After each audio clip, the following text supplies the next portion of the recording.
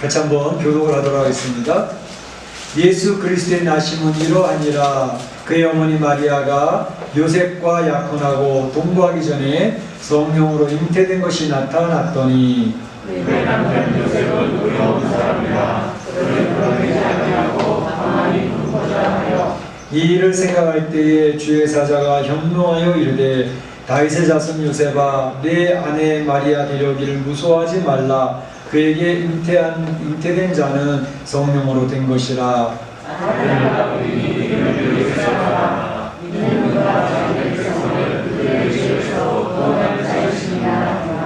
이 모든 일이 된 것은 주께서 선지자로 하신 말씀을 이루려 하심이니 이르시되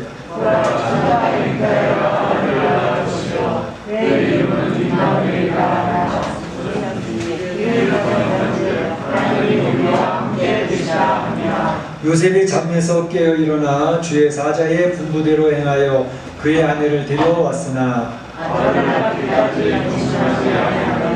아멘. 이름을 예수가 합니다. 아멘. 아멘. 네, 성탄절이 가까우고 있습니다. 그래서 저에게서는 이번 주 금요일 25일 오전 9시에 지금처럼 성탄 축하 예배를 드리고자 합니다. 근데 이게 성탄절이 가까우면서 우리들이 느끼는 것은 성탄을 맞이하는 사람들의 모습이 다양하다는 것입니다. 이제 마태복음 2장에도 보게 되면 성탄을 맞이했던 그 당시의 사람들의 모습이 잘 묘사가 되고 있는데 이미 우리 성도들이 잘 알고 있는 내용들입니다. 그럴 때면 이 유대인의 왕으로 나시미가 여기 계시냐라고 선포하는 말씀을 듣고 이제 예루살렘 사람들이 일반적으로 보였던 모습은 저들이 소동한지라 이렇게 되어 있습니다. 예루살렘 사람들이 소동했다 이렇게 되어 있습니다. 그러니까 떠들썩하고 뭐 이거 뭐야 그러면서 지냈다는 것이죠. 오늘날에도 성탄절 그러면 우리 교회에 나오는 성도들은 물론 큰 기대감과 감사함으로 성탄을 맞이할 준비를 하지만 이 세상 사람들도 성탄절 그러면 연말인데다가 특별히 뭐 휘황찬란한 네온 사인이나 이런 것들 때문에 마음이 들뜨고 그리고 여러 가지 이제 파티 준비를 하고 또 여러 가지 모임을 가지면서 굉장히 들떠서 소동하는 그런 모습들이 많이 있어 왔습니다. 근데 뭐 올해는 이 코로나19로 인해 가지고 아마 그런 것도 사라질 것 같습니다. 뭐 성탄 추리도 보니까 크게 이렇게 만들어 놓은 것 같지도 않더라고요. 점점 갈수록 이제 교회의 어떤 이런 모습에 대해서 자꾸 이렇게 뭔가 이제 지우려고 하는 듯한 그런 모습들이 많이 보이고 있습니다. 그런가 하면 헤롯 왕처럼 적대적인 사람들이 있습니다. 그러니까 성탄절 그러면 기쁘고 즐겁고 신나는 날인데 뭐가 기쁘고 즐거워 신나게 뭐가 신나 그러면서 그것에 대해서 이제 경계를 하고 적대적으로 나오는 그런 세상 사람들이 점점 많아지고 있구나 하는 생각들을 해보게 됩니다. 이를테면 이제 메리 크리스마스라는 말조차도 사용하지 말자라는 겁니다. 메리 크리스마스가 뭐냐? 그 예수님 믿는 사람들을 좀 있어서 자기네들끼리 메리 크리스마스라고 그럴지 모르지만 아니 예수님을 안 믿는 사람들, 교회 안 다니는 사람들이 들을 때에는 메리 크리스마스라는 말이 혐오감이 넘친다. 그런 얘기를 하는 거죠. 이슬람교 사람들은 어쩔 것이며 유대교 사람들은 어쩔 것이냐 그러면서 메리 크리스마스란 말 쓰지 말자는 거예요. 그래서 바꾼 게 뭐냐면 해피 할러데이, 해피 할러데이. 아주 즐거운 휴일이야. 이렇게 얘기 바꾸자는 거죠.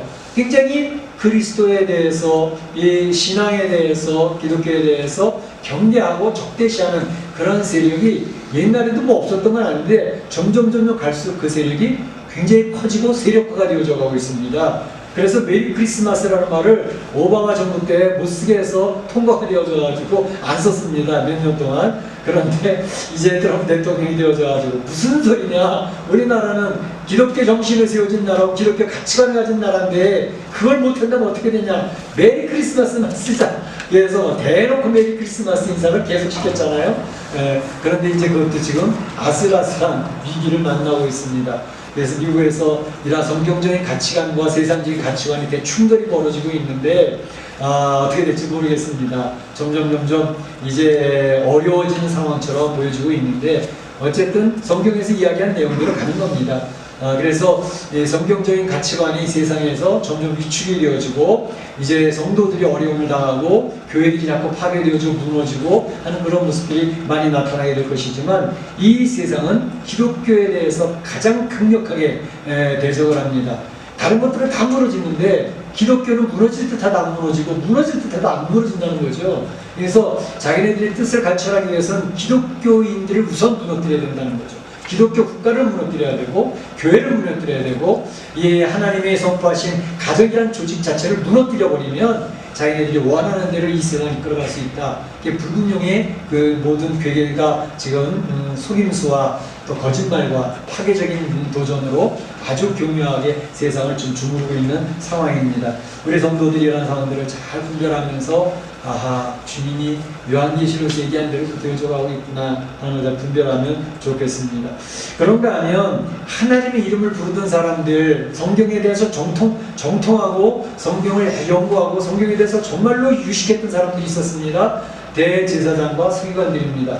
이런 사람들은 이야기하죠. 헤롯 왕이 묻습니다. 아니 유대인이 왕으로 나셨다는데 그 유대인이 왕으로 나신다는 사람이 도대체 어디서 오겠냐? 그랬더니 그거요. 저희들이 지금까지 성경을 연구하고 구약 성경을 연구해 보건데 그건 정해져 있습니다. 그것은 바로 베들레헴이라고 하는 곳입니다. 그러고 알려주는 거예요. 그러냐고. 그래서 이제 그 성경에 대해서 정통했던 성경을 잘 알고 있고 여호와 이름을 부르고 있고 제사도 드리고 있고 했던 대제사장과 서기관들, 메시아 예수님이 베들레헴에서 태어난다는 소식도 잘 알고 있었고 또 궁금해하는 사람이 그걸 다 가르쳐주고 있었음에도 불구하고 정작 예수님이 오셨던 베들레헴에 전혀 찾아가지 않습니다. 예수님을 영접하지 않습니다. 너무나도 아이러니하지 않습니까? 마지막 때도 이런 일이 벌어질 것입니다. 하나님의 이름을 부르고 있는데 예수님의 이름을 부르고 있는데 예수님이 재림하시는데 예수님의 재림에는 관심이 없어요. 맞으러 나가지도 않습니다. 그래서 이런 일들이 있는 이런 상황들을 우리가 보면서 성탄절을 예수님의 오신 이 성육신 하신 이 성탄절을 맞이할 때에 우리 성도는 어떤 자세를 가지고 성탄절을 맞이할 것인가에 대한 생각과 묵상과 고민이 좀 있어 봐야 되겠다 하는 생각이 듭니다. 오늘 같이 교육한 말씀 안에는 바로 성탄을 맞이하는 한 신앙인의 모습이 나오고 있습니다. 그 신앙인의 모습을 보면서 우리가 이 성탄절을 맞이하는 우리 신앙인의 자세는 어떠해야 되겠는가 하는 걸 살펴보면서 한 의미를 나누고자 하는 것입니다. 먼저는 오늘 본문에 나온 것을 보게 되면 성탄의 소식, 메시아가 육신의 몸을 입고 이 땅에 태어나신다 라는 소식을 전해드린 사람이 있는데 이 사람은 이 소식을 듣고 너무너무 당황스러워했습니다. 누굴까요? 성탄, 메시아가 육신의 몸을 입고 이 땅에 오신단다 라고 얘기를 전해드렸는데 너무너무 당황스러운 거예요. 그 사람은 바로 요셉이었습니다. 요셉, 이 요셉의 모습을 보면서 우리 생각해 보는데 이 요셉은 오늘 본문을 보게 되면 마리아의 남편 요셉이라고 나와 있습니다. 마리아는 요셉의 아내라고 나와 있습니다. 그래서 이 내용을 보게 되면 남편 된 요셉과 아내 된 마리아 이렇게 해서 이제 결혼을 이미 한 합법적인 부부로 이렇게 설명이 되고 있는데 근데 이상한 것은 뭐냐 하면 아니 결혼했으면 당연시 이루어져야 될 내용들에 대한 의문이 제기되고 있습니다. 그게 뭐냐 하면 마리아가 요셉과 약혼하고 동거하기 전에 성령으로 잉태된 것이 나타났더니 요셉과 마리아가 약혼을 해서 남편이 되어지고 아내가 되어졌다는 거죠. 근데 아직 동거하기 전이라고 했습니다. 잠자리를 갖기 전이라고 했습니다. 근데 마리아가 잉태를 했다는 거죠. 이 모습에서 이제 충돌이 생기는데 아니 남편 아내 그러면 이미 끝난 거 아닙니까? 생각할 수 있는데 유대인의 관습을 보게 되면 정혼을 하게 되면 약혼을 하게 되면 그때부터 법적으로 남편과 아내로 인정을 받습니다. 그런데 바로 그렇게 했다 할지라도 이제 정식으로 남편 그지 아내가 되어져서 아이를 낳기 전까지는 같이 동침하지도 않는 거죠. 잠자리를 갖지 않는 거죠. 그런데 그 사이에 바로 이런 일이 벌어진 것입니다. 그 아내 마리아가 잉태를 한 겁니다. 아이를 뵌 것입니다. 이거 어쩌나. 지금 요셉은 그 소식을 알게 되었을 때 내 아내 마리아가 아기를 가졌다라는 소식을 들었을 때 너무너무 당황스러웠던 겁니다. 아니, 저는 마리아를 아내로 삼고 제가 그의 남편이 되었지만 아직 저는 마리아하고 한 번도 잠자리를 하지 않았거든요. 그런데 어떻게 그가 임신을 했다는 소리입니까? 너무 황당했던 거죠. 그는 깊은 고민에 빠졌습니다. 깊은 고민에 빠지면서 자기가 사랑하는 마리아, 사랑하는 여인, 그런데 이 여인이 어떻게 다른 아기를 가질 수 있다는 말인가? 자신과 결혼을 이제 정식 결혼해서 되는 그런 것을 알기 전에 어떻게 아이를 가졌다는 것이 굉장히 충격으로 다가왔던 것을 볼 수가 있습니다. 그 아내를 바라볼 때 많은 생각을 하면서 고민과 또 그 마음을 자기의 그 내가 신뢰했던 여인에 대한 신뢰가 깨어지면서 신의가 깨어지면서 한편 더 나가면 미움도 생기면서 어떤 면에서는 그 여인에 대한 배신감까지 느껴지면서 너무나도 머리가 복잡해지는 거죠. 이 세상에서 지금 이제 많은 가정들이 이제 결혼도 하고 또 결혼했다가 보통 5년 안에 이혼하는 경우들이 되게 많답니다. 특별히 우리 한국에서. 근데 이제 그 이혼하는 이유들이 여러 가지가 있는데 뭐 성격 차이, 뭐 여러 가지 재정적인 차이, 뭐 양가의 문제, 그래서 많이 사는데 많은 경우에 결혼을 했는데 서로 부부간에 신뢰가 깨어져가지고 신의가 깨어져가지고 내가 저 사람을 더 이상 믿을 수가 없다. 저 남자를 더 이상 믿을 수가 없다. 내가 저 여자를 더 이상 믿을 수가 없다. 신뢰할 수가 없다. 라는 생각 때문에 그때 분노를 느끼면서 이제 이혼이야! 라고 선언을 하고 법적으로 바로 가서 끝내버리는 그런 일들이 너무나도 많다는 것입니다. 그래서 5년까지는 정말로 사랑판처럼 아슬아슬하게 살아가는 그런 가정들이 상당히 많다는 거예요. 근데 이러한 모습을 볼 때 오늘날에도 각 부부들이 이런 부부간에 서로의 신뢰가 깨어지고 또 신뢰가 깨어지고 자기가 속았다라는 생각을 갖게 되어졌을 때 배신감을 느끼면서 감정이 막 솟구치니까 감정적으로 이를 처리해버리니까 그냥 깨어지는 그런 가정들이 상당히 많다는 건데 오늘 본문에 나와 있는 요셉은 분노의 감정이 막 차오르고 미움과 배신의 감정이 차오를 수 있었지만 그는 감정적으로 행동하지는 않았습니다. 굉장히 이성적으로 행동을 합니다. 보면 이렇게 얘기했습니다. 요셉은 의로운 사람이라. 요셉은 의로운 사람이라.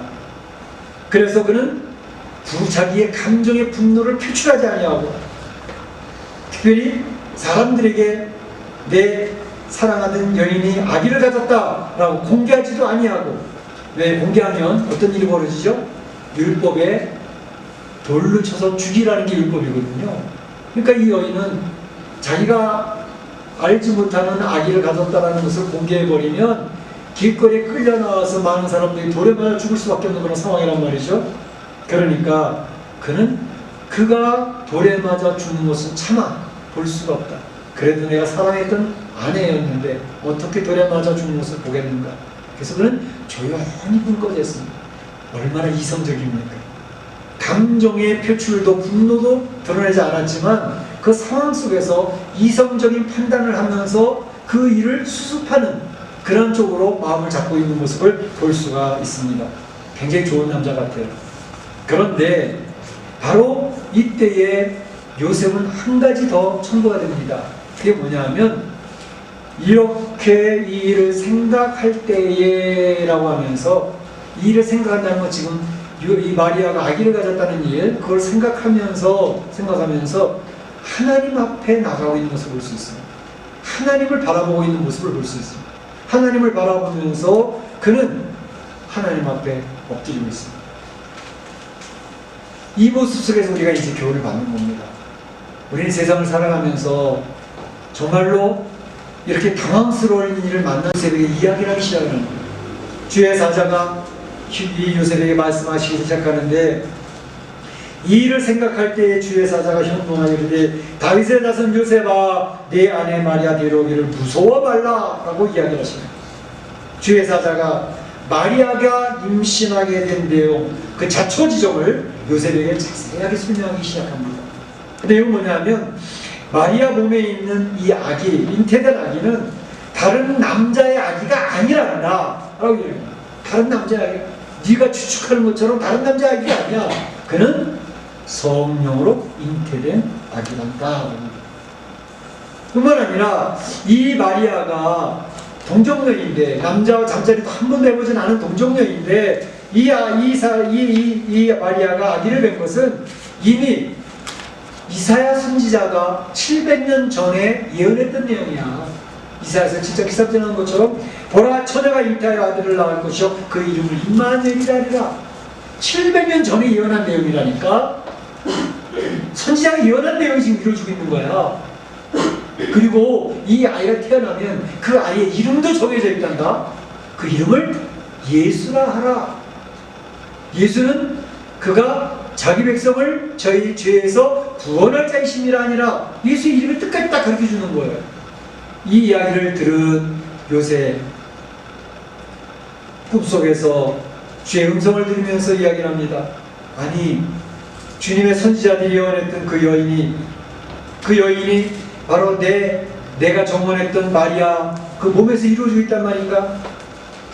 그리고 부터 아이 이름을 지을 때 부부가 서로 의논해 가지고 아이들 이름을 짓는데 이 아이의 이름은 이미 예수라는 이름으로 정해져 있다는 것인가?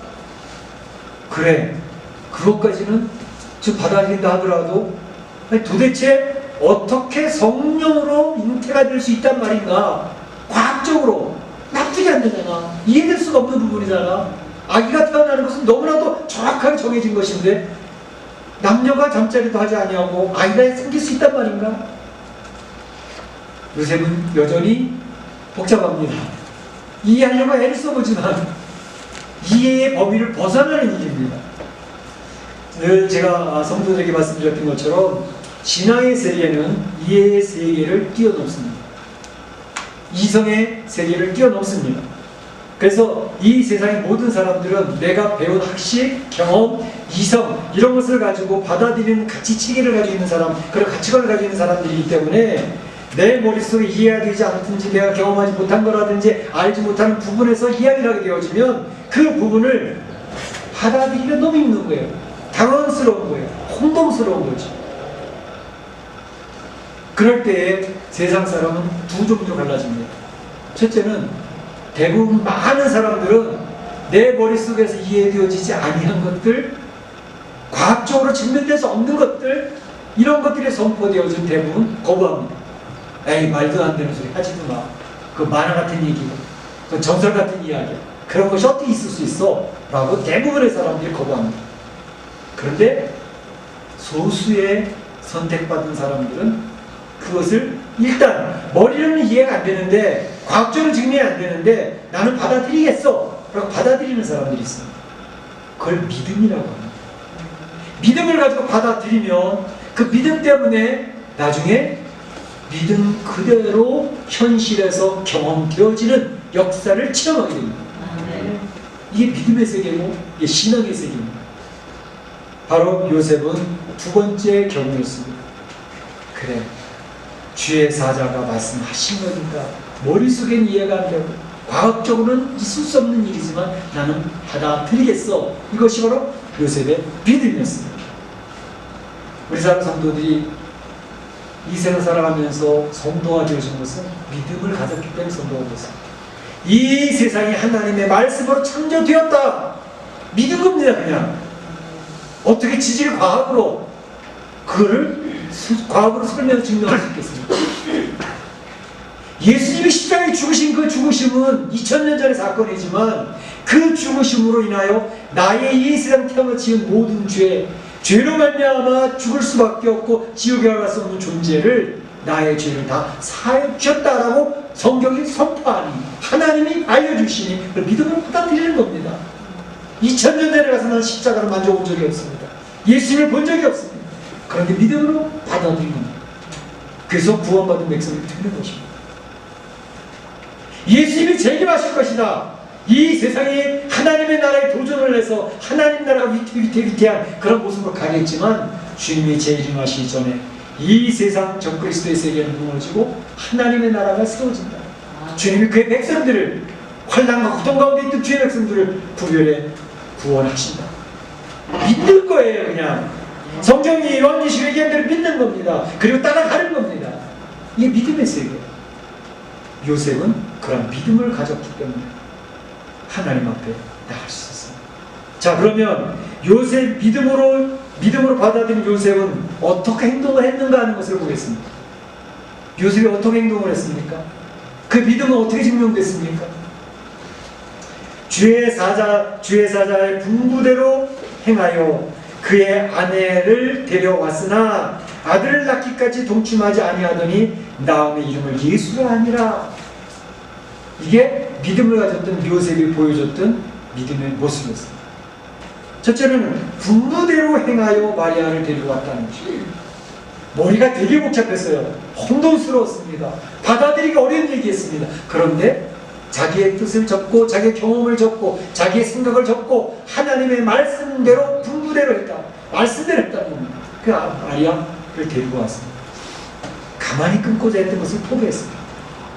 데리고 와서 기다리면서 아기 예수를 낳을 때까지 동침하지 않았다. 그대로 동정녀 처녀로 유지하게 만들었어요. 그래, 아기를 딱 낳으니까 했던 것은 그 사자가 가르쳐줬던 대로 내 이름은 예수야. Jesus. 그 이름을 정해주고. 그러니까 요셉은 분부대로 하고 예수라는 이름을 지으라는데 그 이름을 짓고 바로 주의 사자가 말씀한 대로 그대로 따랐다는 것입니다. 믿음의 모습, 그것은 순종하는 행동으로 그의 믿음을 증명시켰습니다. 우리가 믿음을 가졌다는 성도로 살아가고 있잖아요. 믿음을 가졌다는 것이 어떻게 증명되느냐? 주의 말씀대로 순종함을 통해서 내가 믿음이 있는 사람이라는 것을 증명하는 것입니다. 그래서 믿음과 순종이 연결되어져 있는, 믿음과 행동이 연결되어져 있는 것이고, 믿음은 있는데 행동이 없다? 퀘스천 마크. 믿음은 있는데 순종을 안 한다? 과연 예수님 안에서 구원받은 사람인가? 퀘스천 마크. 우리는 판단할 수는 없어요. 구원받은 사람인지 안 받은 사람인지. 근데 분명히 안전스러운 것은 믿음이 있는 사람인데 하나님 말씀대로 행하는 모습이 있고 믿음의 말씀대로 순종하는 모습이 있으면 증명이 되는 겁니다. 아, 저 사람 구원받은 사람 맞구나. 그게 검증이 되는 것입니다. 그래서 이 세상 살면서도 구원받은 사람인지 검증하는 방법이 나타나는 것입니다. 자기 스스로도 아는 겁니다. 내가 하나님 말씀대로 따라서 자신을 쳐서 하나님 말씀 따라가는 사람인지 순종하는 사람인지.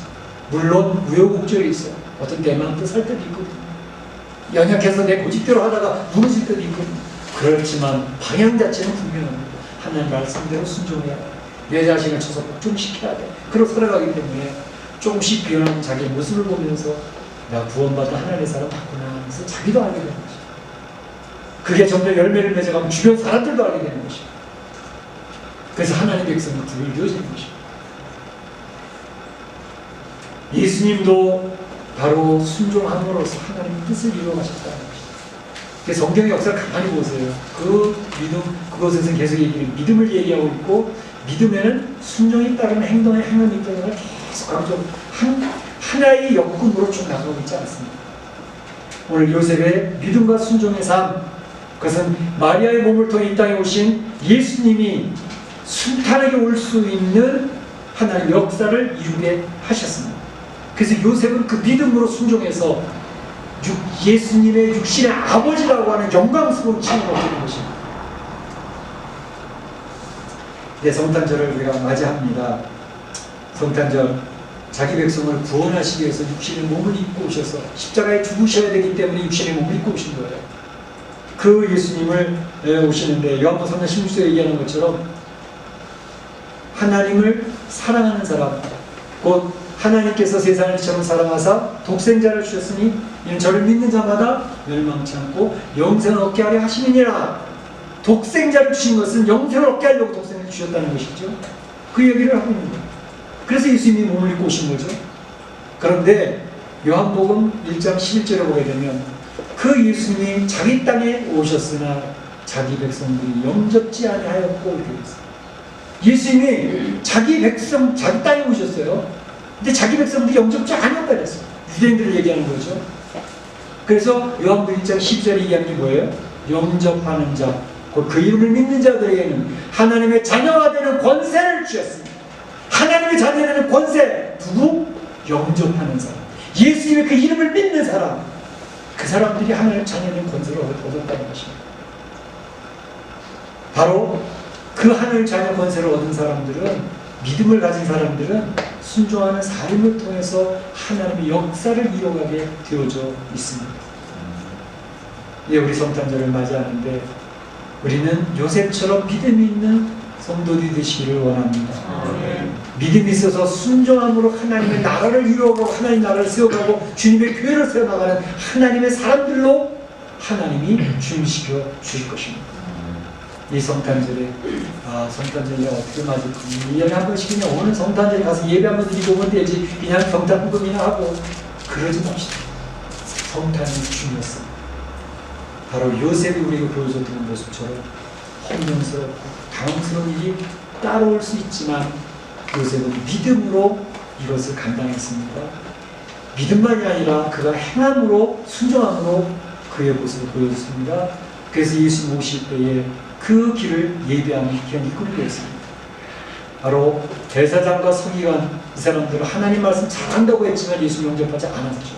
그러나 이방 박사, 동방 박사들은 주님의 오심을 사모하며 별을 따라 먼 길에서 예물을 준비해가지고 와서 아기 예수 앞에 무릎 꿇고 엎드려서 주님을 경배합니다. 바로 이방인들이 예수님 품 안에 들어오게 됐다는 것을 보여줍니다. 올해 성탄절을 맞이하는 사랑 성도들이 바로 이러한 요셉을 기억을 하고 의미 있는 하나님 기쁘시게 하는 성탄절을 맞이하시기를 주의 이름으로 축원합니다. 축복합니다. 네, 같이 기도하겠습니다. 오늘 주신 말씀을 기억을 하면서 함께 기도하길 바랍니다. 사랑의 하나님 감사합니다. 오늘 성탄절을 맞이하는 사람들에 대해서 이야기 나눌 때 특별히 성탄의 소식을 듣게 되는 요셉에 대해서, 그 믿음에 대해서 생각해봤습니다. 너무 당황스러운 소식이었지만 그는 그 당황스럽고 복잡한 내용 가운데 주님 앞에 나가서 엎드려 기도하고 주님의 뜻을 듣게 되었고 주님의 뜻을 들었을 때 자기가 이해할 수 없는 내용이었지만 믿음으로 받아들였습니다. 믿음으로 받아들이고 그 믿음 속에서 순종함을 통해서 하나님의 역사를 이루어내 주었습니다. 우리 사랑하는 성도들이 요셉 같은 믿음을 가지고 성탄절을 맞이할 수 있도록 인도하여 주시옵소서. 그래서 대제사장이나 서기관처럼 성경을 잘하는 것을 빛나는 게 아니라 동방박사들처럼 주님의 오심을 사모하며 주님 앞에 나아가 준비하며 아기 예수를 엎드려 경배했던 것처럼 주님을 경배하는 자들이 될 수 있게 하시고 예수님의 재림에 가까운 이때에 환난과 핍박과 어려움이 있다 할지라도 주의 말씀을 붙들고 승리하는 주의 백성들도 인도하여 주시옵소서. 감사하고 예수님의 이름으로 기도하옵나이다. 아멘. 같이 일어나셔서 날 구원하신 주 감사 전해드리겠습니다.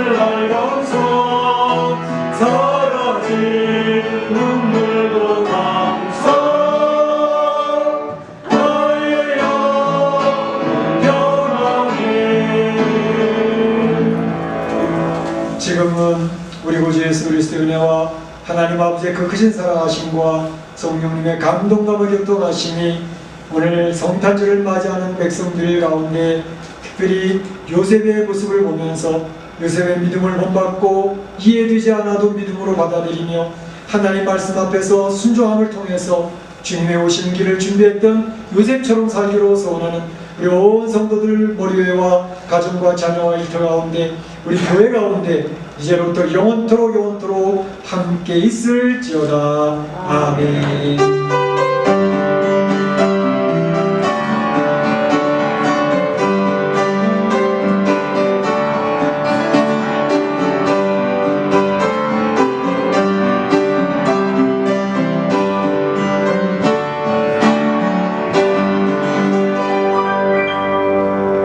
자, 자리에 앉아주시고 우리 주멜로원 식구들